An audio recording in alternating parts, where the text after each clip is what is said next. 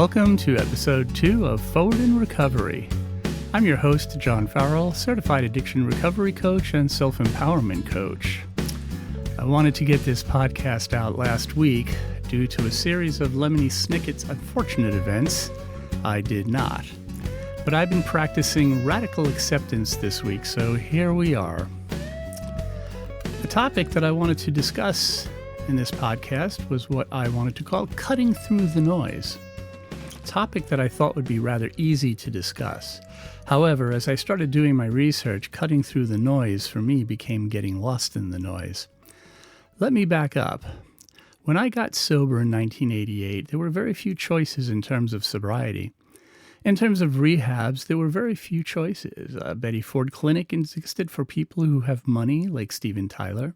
There was not much else, and because my family had all gone the AA route, that seemed like the route for me to go.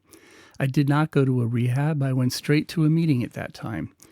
Freeport Hospital on Long Island was open, and the route was to go there to get our vitamin B shots, and we did get interviewed by a psychiatrist to discuss whether we had any kind of suicidal ideations to get cleared.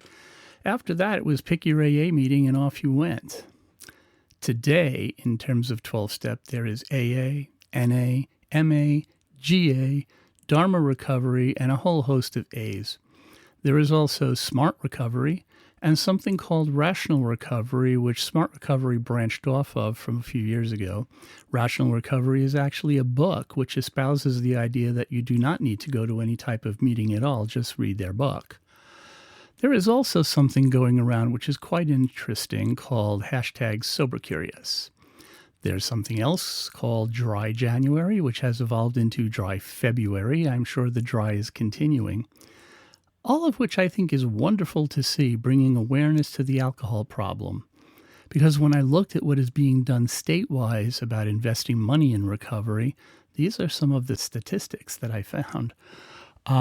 This year, Governor Kathy Hochul announced that all funding provided in the first year of opioid settlement agreements, approximately $192.8 million, is supporting a variety of prevention, treatment, harm reduction, and recovery initiative to help New Yorkers impacted by the opioid overdose crisis. Moreover, the executive budget provides over $200 million for OSS to address the heroin and opioid crisis to enhance prevention, treatment, and recovery programs targeted towards chemical dependency, resident service opportunities, and public awareness and education activities. In contrast, the executive budget includes $35 million in FY 2023 to support the implementation of the 988 crisis hotline in New York State and $60 million in FY 2024 for current suicide prevention call center resources. In other words, to the budget for mental health in 2023 and 2024. Governor Hochul also announced a $1 billion plan to expand New York's continuum of mental health care, which will triple the number of mental health clinics statewide. However, any attempt I made to find an actual number on alcohol abuse treatment alone was hard to come by, as it gets lumped together with substance abuse, and right now in that area, the opioid crisis in New York State is taking the lead. And this is a rather sobering statistic I found. The rates of alcohol use disorder have increased in women by 84% over the past 10 years, relative to a 35% increase in men. This substantial increase in female drinking is alarming, given that women experience greater alcohol-related health consequences compared to men. Stress is strongly associated with all phases of alcohol addiction, including drinking initiation, maintenance, relapse for both men and women, but plays an especially critical role for women. There's also a problem in 12-step groups, something, if you're in 12-step, you're probably aware of, is called 13-stepping, where men early on in sobriety are hitting on women. Emotions are running high on both men and women in early sobriety. They get into relationships. There's a lot of emotional insecurity and immaturity, and it can wind up taking both men and women out of the rooms quite easily. And this is where the Sober Curious movement comes in, and a lot of women's sobriety groups or sisterhood groups are springing up. I just, I read all of that stuff, and, I just want to say, yes, there is an opioid crisis very much going on in New York, and we do need to deal with that. There are other drugs coming out, I'll talk about that later, that are even more serious. And unfortunately, what happens is, alcohol kind of gets lost in the wash. There are still rehabs and people go into it. We have more and more people that are multi-use substance abuse. Less and less people go into a treatment facility or a rehab with just alcohol problems.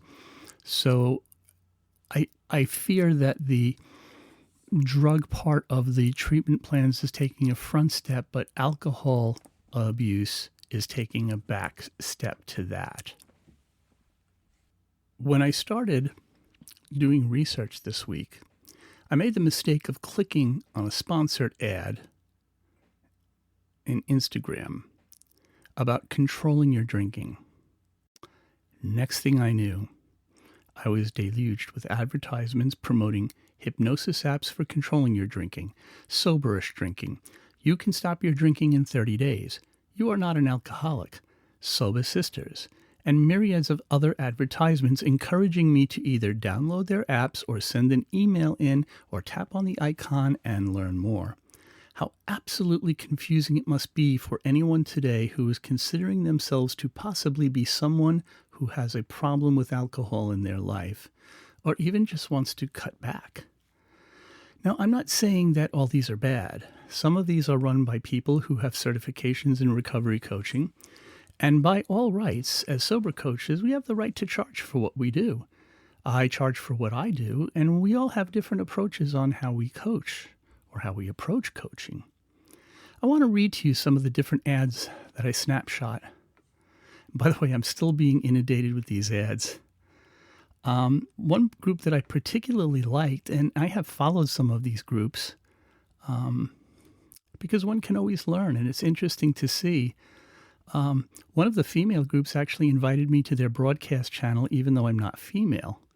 But the basic fee for joining the group is roughly $60 a month, but it comes with a lot of services. And I think that's one of the best groups that I saw in the bunch. It includes community activities, coachings, more activities, bonding, things that people in early recovery need. And the bonding is strictly female only, which is something that in today's society seems to be becoming more and more needed, which is a topic for another podcast, I think. Others I'm not quite so sure about. So here's a little random reading of some of my screenshots. Let's see. Well, one was Going Soberish. Love red wine, but not the hangover? Meet Wine Down, our new zero-proof tincture packed with potent ingredients for a guilt-free sip into nighttime bliss. I have no idea what's in there. Some of these drinks do purport to give you a buzz. Here's another one that came from a hypnotherapy ad, and it was a morning routine for a sober start according to your drink of choice, and it was a routine. This one drink, morning walk, green tea, 30-minute meditation. That is a name. I don't want to get too much into these. Another routine with a 5-minute cold shower, morning pages, 30-minute meditation. Another routine was a high-protein breakfast, wake up before 9, 2 glasses of water. Another routine was a 30-minute walk, low-fat breakfast, 4 glasses of water by 11 a.m., and encouraged you to take their test to learn more of what type you are to break free from alcohol addiction. And there was a sponsored ad. There was to offer, again, to order the drink to a type of cocktail infused with adaptogens so you can naturally unwind. Then there was this ad proclaiming it only took 30 days for my liver to feel healthy again. Well, I don't know about you. How would you know if your liver was feeling healthy or not? I have questions. I know when I was 90 days sober, I was waking up in sweats, itching, feeling like I was crawling out of my skin. I called the AA hotline and he asked me how long I had been sober, and I said 3 months, and he said, yep, you're going through withdrawals. I had no idea I drank that much. So 30 days? I had no idea if my liver was working well or not till I went for tests. There's a reason why they say no major decisions for the first year in 12-step programs. It takes that long for alcohol to fully get out of your system. This one company claims an average user drinks 30% less alcohol in the first 3 months after signing up. Be your best after drinking less. So that's a company that promises you how to moderate your drinking. Here's another one, an avid bourbon drinker and originally from Kentucky. This bourbon tastes like the real thing, so there's a non-alcoholic bourbon here. He's discovered the power of transformation with a few sessions of hypnotherapy. 94% of our customers successfully broke free from alcohol consumption. And then there's childhood trauma hypnotherapy for alcohol addiction.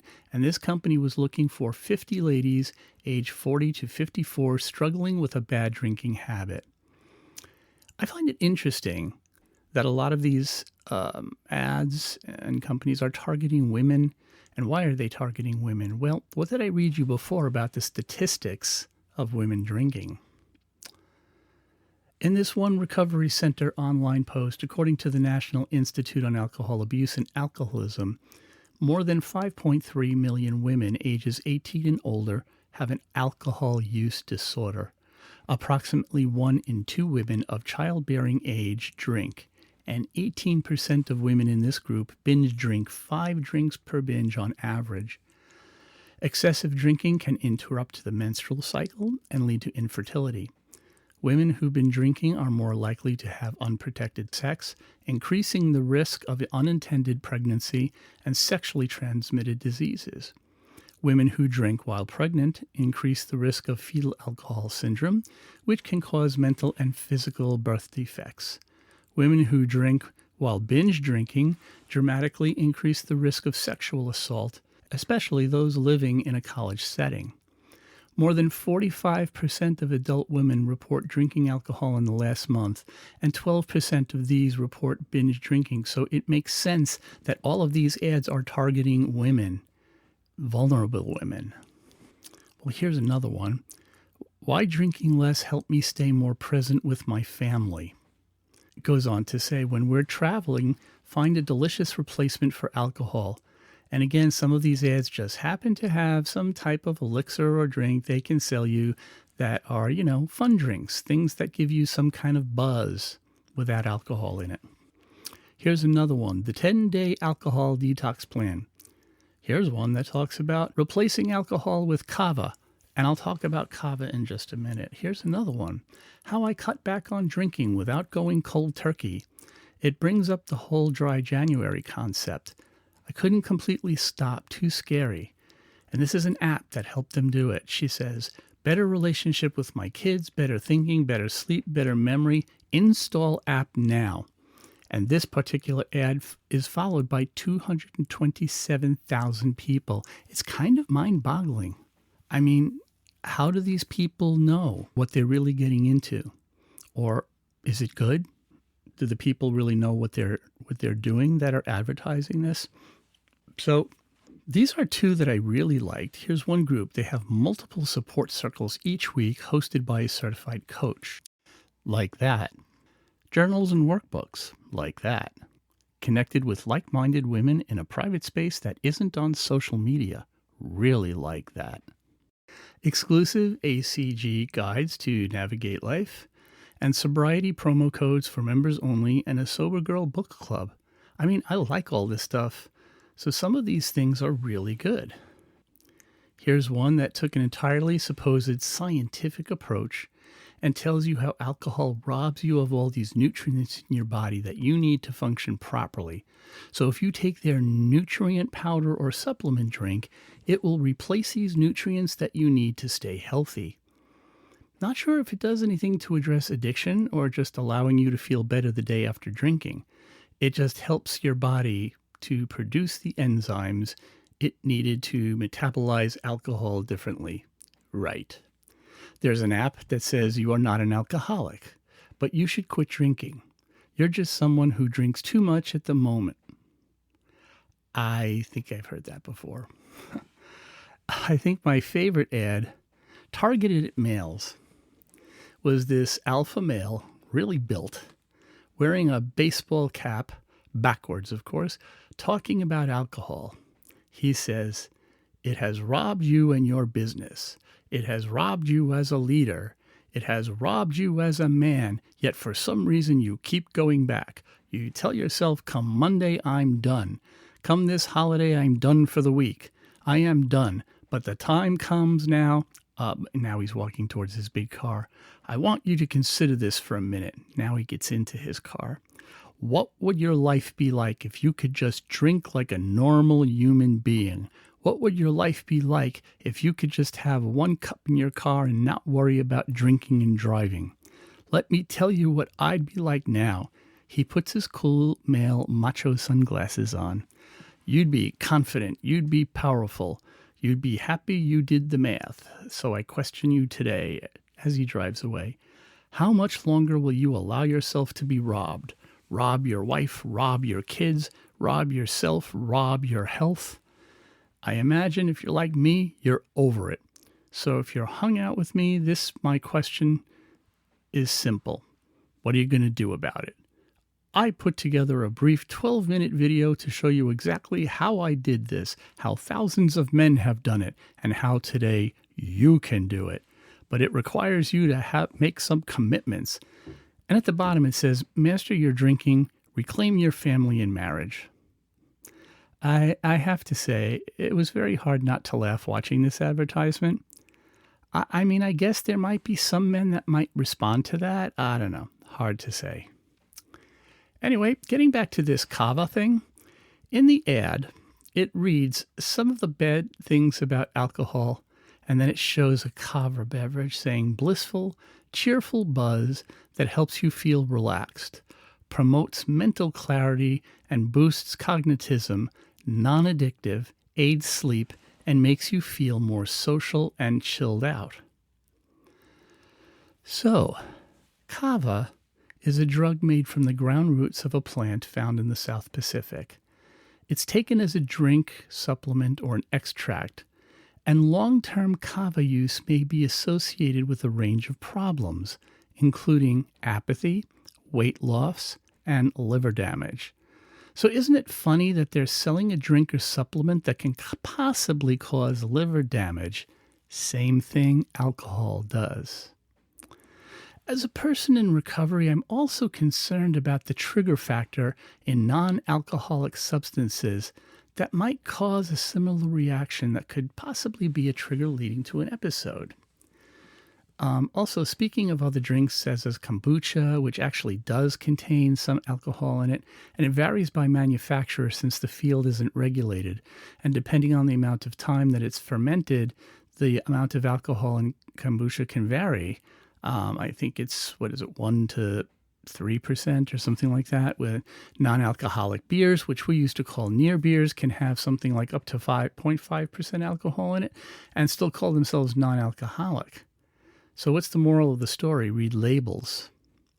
Now, some are not bothered by this.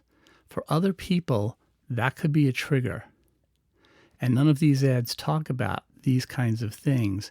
That's why I think having a recovery coach is so important. You know, a person can just have that tiny little bit of alcohol in their system, and that sets off the brain.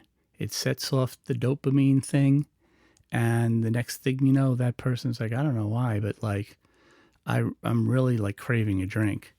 The same way somebody has a little bit of carbs, and then it's like, oh my God, I want that cake, right? So other people aren't bothered by that. Some people, for a very long time, I stayed away from the spaghetti with the vodka sauce. I know it burns off. I just didn't even want to have any kind of possible taste, you know.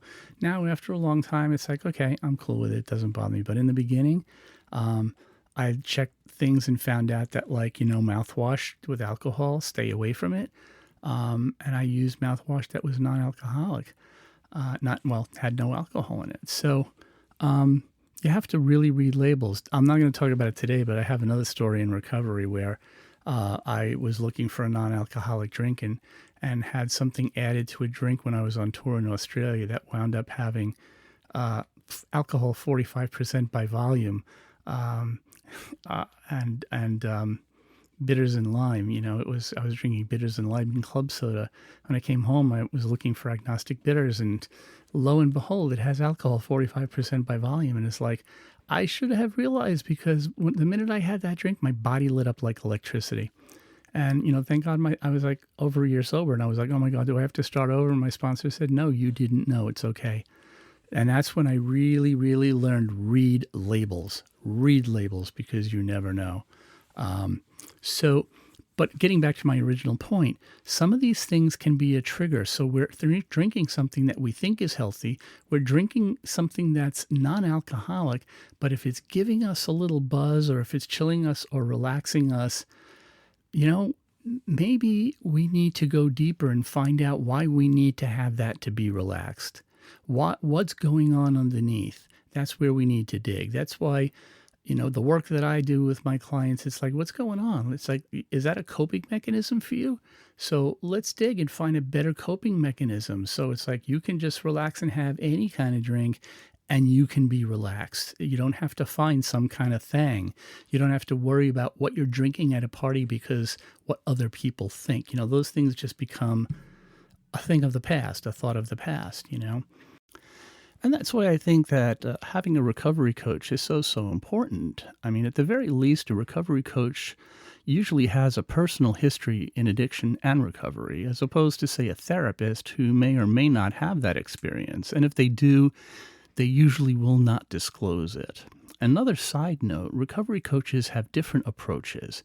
It's important to understand what that approach is, and if that particular recovery coach will work well for you. Some of these programs may deal with their idea of what will work well for your primary substance abuse disorder, and that's all they will do. And that may be all that you need, depending on where you are at in the progression of your substance abuse disorder and the reasons of how you fell into it. You may require a more in-depth process or a different approach. For example, a more holistic approach, or in the work that I do, there's a more holistic approach, a more Eastern approach, or a cultural approach, as well as the more traditional motivational interviewing, CBT, or HRT approach, again, depending on the client's needs or whatever they are open to. I recently listened to a podcast of the Huberman Lab, and he was interviewing Dr. Anna Lembke, the author of Dopamine Nation, Finding a Balance in the Age of Indulgence. It's a most fascinating podcast, and I highly recommend you go listen to it, as well as his podcast on the science of addiction. Really good stuff there. Dr. Lembke talked about dopamine and the pleasure-pain balance, something that is an essential component of physical and behavioral addiction. I was quite fascinated by her talk, and it made so much sense, especially in dealing with the substance abuse disorder of alcoholism, because it explains the up and the freeing feel of alcohol use with the subsequent depressive and downside after, and a horrible feeling after, of course, because alcohol is a poison to the body, and the body needs to recover from that, but also the repeated use of that excessive dopamine level in our brain and the continued lowering of the dopamine level, which then lowers the baseline of our dopamine level and brings us to a more depressive state, which then requires more alcohol to bring us up to a higher dopamine level. It's like a vicious cycle. Now, I'm dealing with this, not other drugs, and I'll give you this little example that was once given to me by one of my teachers. The difference between alcohol addiction and drug addiction. And it was said that if you put 10 people in one room and 10 people in another room, and you gave the 10 people in the first room a drink of alcohol a day, and in the second room you gave the 10 people a shot of, say, morphine a day, and then after a few days you upped it to 2, and after a few days upped it to 3 and up to 4, and so on. So the people in the first room are getting 4, 5, 6 drinks a day, and the people in the second room are getting 4, 5, 6 shots of morphine a day. After a certain period of time, 4 out of 10 people in the first room would become alcoholics. And in the second room, 10 out of 10 people would become addicted to the morphine. The difference being that in the first room, the 4 people that became alcoholics would be absolutely convinced that they were just like the other 6. And that is the difference between the disease of alcoholism and drug addiction. And I thought that was a very telling anecdote, with denial being the main symptom of the disease of alcoholism. But getting back to this concept of the dopamine levels, it also explains that when people get sober and say they go into a 12-step program or they go into another recovery program, it's very common that their addictive behavior will transfer to something else. And this is part of what Dr. Lemke talks about, the pain of seeking the pleasure, or perhaps you might think of it as the pleasure seeking the pain. And as anyone in recovery knows, we proceed to move from one addiction to another, perhaps giving up smoking and then giving up caffeine and then the dreaded sugar. In another episode, I'd like to talk about the connection between sugar and carbohydrates and alcohol. We could also talk about behavioral addictions such as relationships, sex, shopping, other impulsivities. And it makes all the sense in the world if you relate it to dopamine. I remember old-timers in the AA meetings pointing to their head, and they would say, "This is a dangerous place. I never go in here alone," or things like, "I'm an alcoholic," pointing to their head and saying, "This is a sick place." And the truth is, we're not sick. We have a condition that's based on baseline level of dopamine. In my second year of recovery, I think I mentioned this in my first podcast, I realized that I didn't have an alcohol problem. I had an alcohol solution. And when I removed the solution, what I had left was the problem. So first I had to deal with the not so good solution or coping mechanism to my problem. It had become a secondary problem, and that's what getting sober was about. Then I had to go back and deal with the initial problem, the reason why I picked up a drink. And I think that's what I see today in a lot of recovery programs, is that people don't always deal with that. So we see a lot more episodes and interruptions in sobriety. I use those terms rather than the term slip or relapse, but essentially that's what I'm talking about, because they haven't dealt with the reason that they used in the first place. And with the majority of these ads and programs that I see up in social media, I wonder if anybody's actually dealing with that, other than perhaps 2 programs that I saw. In order to do that, you kind of have to go backwards in time, which is not exactly in the realm of recovery coaching. Now, unless you happen to get a therapist who understands the connection of that, there might be a disconnect. I specialize in adult child work, but not the inner child work woo-woo that's been going on in the past 20 years or so. I'm talking about the pioneering work of Claudia Black, John Bradshaw, Janet Wojcicki, and John Lee from the late 70s into the 90s. Claudia Black and Janet Wojcicki and a man named Tony A., who founded ACA Adult Children of Alcoholics in 1978, were the first people to make the connection that growing up in a rigid family system, such as an alcoholic family, had an effect upon the children, and first coined the term adult child, for which there were attributes that are quite predictable.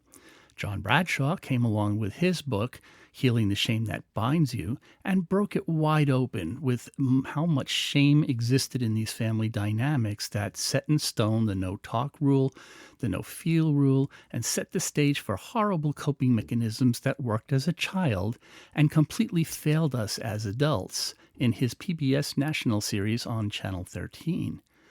Later studies found that these family attributes could be found in children of divorced families, children of dysfunctional families, all kinds of families with rigid family systems. Moving forward, we see that this actually works in families of different cultures. There are similar attributes. So that term has exploded over time. And of course, a lot of New Age people have really watered down that term of get in touch with your inner child and all of that type of stuff. This was very specific work that was done to understand why we would choose these coping mechanisms, or what role we would form in the family, that we had to take that role in the family because the family system was so rigid. So, as I was saying, like all things, this term inner child, adult child, has become diluted. It's become misunderstood. It's become weakened, watered down. But essentially, it's the family system that's most important to understand and coping mechanisms. We chose as children to survive or to not feel. More often than not, drinking or drugging or other behaviors was the coping mechanism we used that led to a secondary problem. Of course, many children of alcoholic families chose not to drink or drug and developed other equally bad coping mechanisms that led to things such as codependency, marrying alcoholic partners, failed relationships, etc. My feeling is if we don't address those issues and find better coping mechanisms, the chance of having an episode or an interruption in our sobriety is increased. So my mantra is, are you sober? Have you stopped drinking? That's fabulous. Don't stop there. Keep doing the work. If you are someone who is not drinking and came from an alcoholic family and you're having difficulties in your life, are you choosing coping mechanisms that are not working for you? We can help you with that as well. In some cases, it's not only the alcoholic family, but the cultural disconnect. It's important to have a recovery coach and a therapist who understands cultural diversity and cultural sensitivity in their work so you can do your work. You know, everybody talks about the work. I don't think anybody actually ever said what the work really is, or is it the same for everyone? It can be very confusing and it becomes almost like a holy mantra. In my next episode, we're going to talk about what the work actually entails.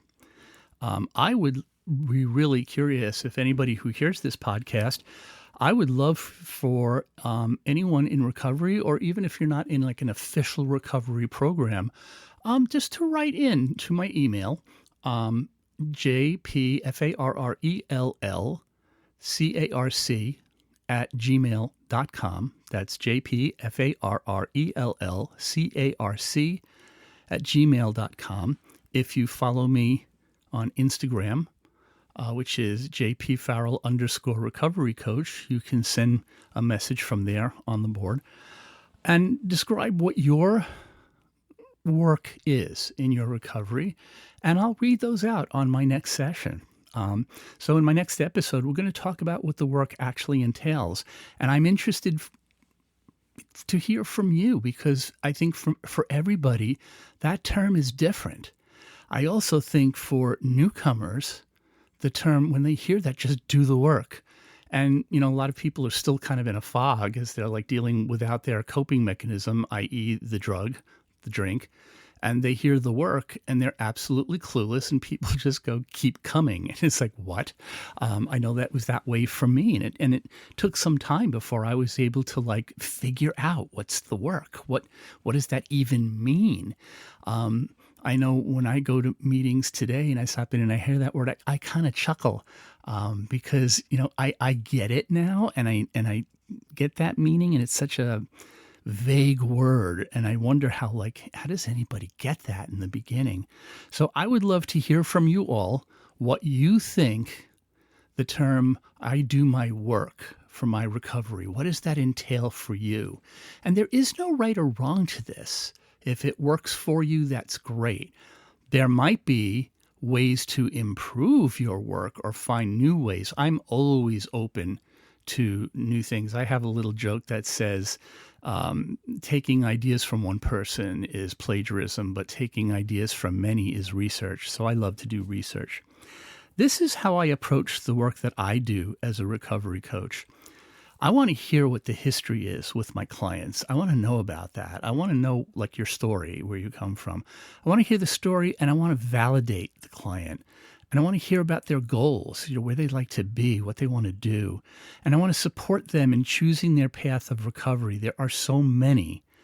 And I want to support them as we work to replace old coping mechanisms with new, better ones, and the ones that they choose, so they don't need the drink or the drug or the behavior mechanism. And I find over long term, these are the people that lose, like I did, the desire for the drink or the drug. And I think that's where the work lies. So for me, the word support, It's not telling you what to do. It's not saying just sitting back and letting you do whatever you want. It's like it's just kind of listening, a lot of listening, suggesting certain things and saying like, go out and explore, and I'm there for you to come back and share with me what you found, and then we can discuss and see what else we can come up with, find ideas. And that's how I work. I make a contract with each of my clients as far as what contact is outside of the 1 hour a week that we work. And I do have a contract with that. There is times that you can communicate with me outside the week, and I have a very specific contract for that, what's okay and what's not okay, and what's use and what's abuse of that privilege. So to kind of sum up, the bottom line is we have a lot of work to do today to help educate the young people out there that are in that stage of what we would call pre-contemplation or contemplation. As a former teacher, I see a lot of this. I see so many who are in the stages. They're in their late 20s, their early 30s. They're beginning to wonder if the drink is becoming problematic. Some have exhibited the signs that we would say keep a watch out: blackouts, brownouts, grayouts, binge drinking. Some people, when they say, if I ask that question, they'll say, yeah, that happened to me. What does that mean? They don't even know that that's a danger sign. Others are just saying, I'm kind of tired of waking up the day after the way I wake up. And we face that social stigma. Drinking is probably one of the only things that people question us for not doing in a social situation. And it's a given. Drinking people do not like to take the ride alone. They do not like to drink when other people are not drinking. They don't want somebody along watching what they do. It's like kind of an innate thing. So if you're not drinking, you get noticed and you get questioned. And that's a huge thing for people in beginning sobriety. They will be like, what do I say? What do I do? I'm going to a wedding. What do I do? There's all sorts of tips and tricks that make it okay. And that comes with time. But, when you're working with someone who's been there and who knows, we help to build boundaries and understand that boundaries are okay. It's okay to say no. I learned a long time ago that no is a complete sentence. And it was like, wait, what?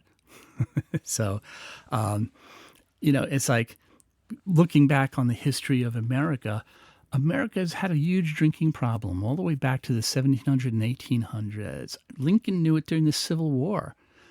He actually was a teetotaler, and he actually went to a group called the Washingtonians. Not that he had a drinking problem, but he knew that there was a drinking problem in his country and in his troops in the Civil War. So it's been with us a long time. One of the reasons why prohibition failed big time. Americans want their booze. Today, with all the drugs that are about, we do have to worry about the opioid crisis. We do have to worry about fentanyl and other drugs that are about, kratom, carfentanil, nitazines. Nitazine overdoses have been found to require several doses of Narcan to recover. That being said, I do worry, especially with young women, alcohol abuse is falling into the background as a dangerous drug. Lest we not forget, it is possible to die from alcohol withdrawal, and it is possible to die from alcohol overdose poisoning.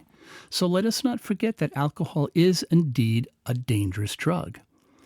Again, give a listen to the Huberman podcast on the science of alcohol addiction and understand that even if you don't have a drinking problem, when you drink, it is a poison. The liver recognizes it immediately, whether you're an alcoholic or not, and starts working to get rid of it.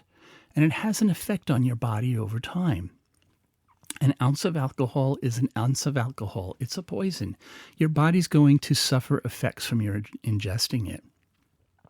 And I think that's part of what the whole sober curious movement is about. Young people in their late 20s, early 30s that are saying, can I be social and go out and have a good time without alcohol? And the answer is an unequivocal yes.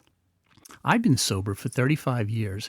My friends will tell you that I have a blast wherever I go. I'm not held back from going to bars or restaurants or concerts or anywhere. Heck, I was in a bar Mississippi Nights in St. Louis when I was on tour, and I celebrated my year anniversary there. And the musical director of the band said, "Our keyboard player is 1 year sober, shots on me." And the whole place was drinking shots, celebrating my year's sobriety, and I had a club soda. I mean, that's been my sobriety. It's like my sobriety is not about fear. It's about being smart. Today, I'm out doing different things. I have different hobbies. I have different interests. I love what I do. I have different friends. Somehow my drinking buddies just disappeared. I don't miss the culture. I don't stare at somebody drinking and go, "Oh, I miss that so much." A few weeks ago, I was on the Long Island Railroad, and I was watching a group of people, and they were pre-gaming for something. It was interesting to watch how annoying they were, even though they only had a couple of drinks. You could see the cans in their brown bags. They were so annoyingly loud, and they had no idea how loud they were, because that's what happens to you after a couple of drinks. The whole train was just being quiet, and we were all silently looking at each other and giving knowing smiles. And when that group got off the train, we all looked at each other, smiled, and laughed with a look of relief. And inside, I was so happy that I wasn't one of those people. And I think that about sums it all up. I wasn't one of those people. The fact that I used to be one of those people made me feel a little bit sad. And then I quickly held that feeling and moved forward. That's why the name of my podcast is Forward in Recovery, because I was always told there's a reason why the rear view mirror is small. Look back, but don't stare. So if there's anything you can take away from this week's podcast, be very discerning about what you see on these ads. There are some good things, and there are others that if it looks too good to be true, it might just be too good to be true. Do your research, ask questions, and again, if you have any questions about, if you think you have a problem or you just want to cut back on your drinking, or if you're sober curious, or if you're not sure how to proceed, text me, call me. I always have that 20-minute free call option, so if you have questions, reach out. You can follow me on Instagram, TikTok. I have a Facebook page. They're all at John P. Farrell _recovery coach. So I will talk to you next week. The topic again that I would like to come up to is like, what is the work? Please email me with any questions you have about anything I've talked about, and again, comment on what the work is for you. I would love to have some replies to be able to talk about in next week's podcast. Upcoming the week after that, I'm going to be having my first guest. Hopefully it'll all work out. We're going to be doing a video podcast. I have just created my YouTube channel. I'll be sending that information. I'll talk about that next week. So the audio will be up on my podcast and the video will be on my YouTube channel. My guest will be Julia Rugo, and she has some really cool, interesting stuff to talk about. So look forward to that. And again, some new and interesting topics constantly coming up. And if you have suggestions for something you'd like me to talk about or dive deep into, send your suggestions again to my email or on Instagram, DM me and follow me. And I look forward to talking with you next week, and I will see you next week. So everybody stay sober, have a safe and happy time, and we will continue moving forward in recovery.